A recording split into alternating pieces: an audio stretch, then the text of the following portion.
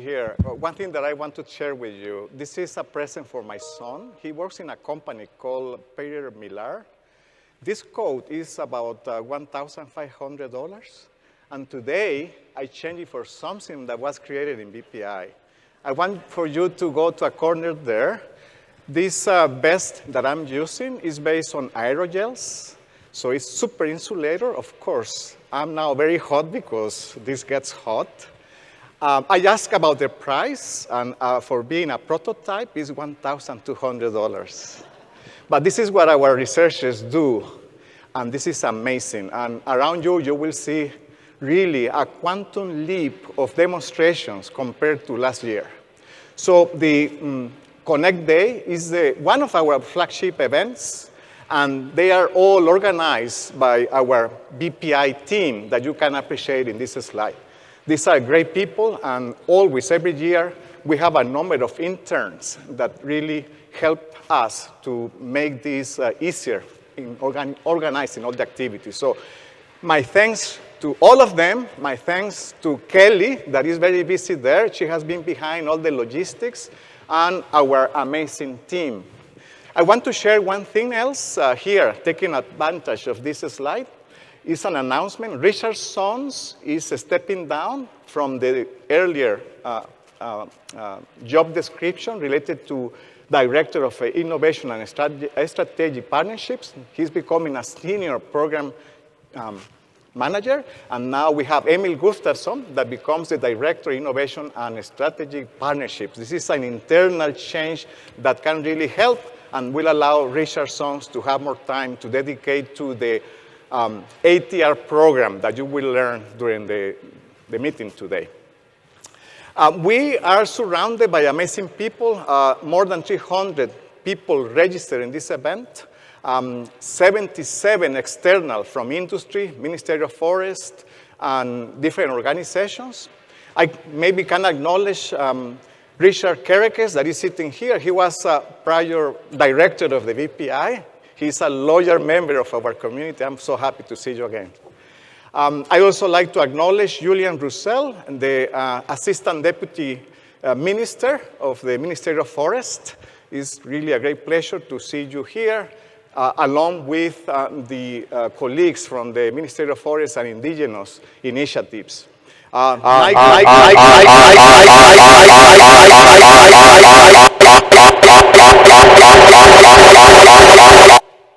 That's on purpose. You know, and we have one speaker that is one of the members of the advisory board, Nigel Fisher, that is sitting here. He is a former Assistant Secretary General of the United Nations. This is a quite, honor to have you here, Peter, Nigel. And along the same lines, we have amazing people that I just cannot name all, so I will skip, all the office, development office that I see here, people from industry, James, and many others. I'm so happy to have you here. Very briefly, because the time is very short. This year alone, we have a number of big events. These are the bigger ones. Essentially, every 2 weeks, we have a seminar, really. But these are some of the activities that we were engaged in, so it's quite remarkable, I would say. The knowledge mobilization, we can put some metrics to this, and this is the number of total attendees to our events. Here we have also other statistics that are quite nice. We have become a center for lab tours. So in the Bioproducts Institute, we often give lab tours where we do the same that we're doing here, but in a smaller scale. Also, the impact that we have as far as social media is reflected in this slide. I don't need to go over those, but maybe you can put your attention in the bottom one, where we're talking about 500,000 post impressions during the years, right? So this is quite amazing. And our newsletter really reached out to many people around the world. So this is I'm very happy about this. We have a new advisory board. We're happy to have Nigel Fisher, that I already mentioned, Davis Hsu, that is somewhere here, from Deloitte, and other partners from industry and research organizations. So our thanks go to all of them. One major, I would say, recognition for the BPI as a team, the team that you saw before, is that we were given a a nice, very highly recognized prize in a journal that is called Materials Today, and it's this Agents of Change Award. You can read. This is about an initiative that we have started with indigenous students and outreach. So we're also very happy for this. That was really very much with the help of Kelly, who was behind this application. I'm also very happy to see many undergraduate students here. During the summer, the BPI labs were visited, and we have interactions. Graduate students were mentoring a number of undergraduate students. This makes me very proud. Many of these undergraduate students are attending today. And here you can see a little bit where they come from France, from other universities across North America.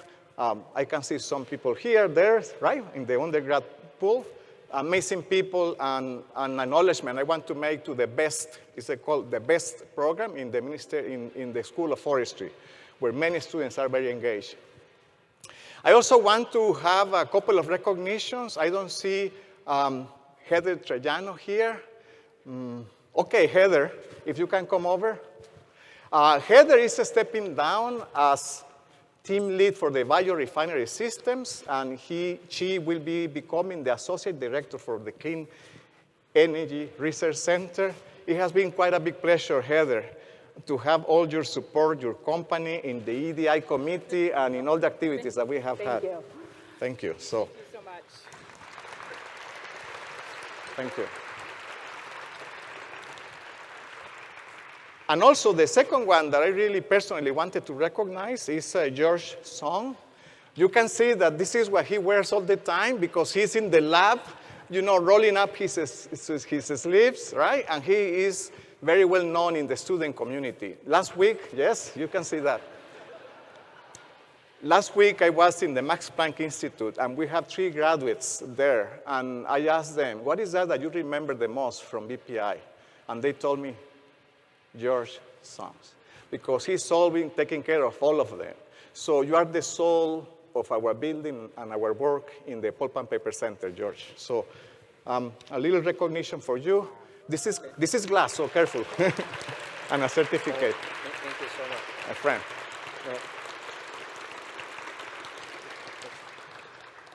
friend. What else?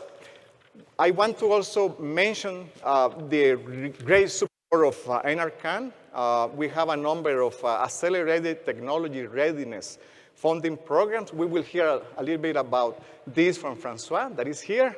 These are some of the projects. Some of these elements are found around, some of them, and it's quite remarkable what we have achieved. One of those is this wood leather soccer ball that was taken to Osaka, to the exhibition, the World Exhibition in Osaka, and really has made a lot of propel a number of interesting reactions from the community. It's leather. It's the same that I'm using here in the bow tie that I have. Engagement with the indigenous communities. These are some examples. Here we have David McCormick and Catherine from the Ministry of Forests. Somewhere here, I appreciate your support. They have been amazing, and they come to all the events. And this is really something that I'm very proud of. Looking ahead, you can read a little bit what we think for us in the future. This is a difficult time for the forest products industry, but we think about bioproducts beyond wood. There are many things and examples here, including residues, agricultural waste that we are using. And this is, of course, going to increase in attention. But our core is our forest in British Columbia. We're also going to continue the collaborations that we started, especially with Canada being a member of the EU Horizon. Already we're approved a cost action for training, and that will be for summer schools between Europe and our BPI. And then one emphasis is the number 3. This is the baby of Richard Sons, the accelerated technology readiness. A lot of projects that are around is because of that program.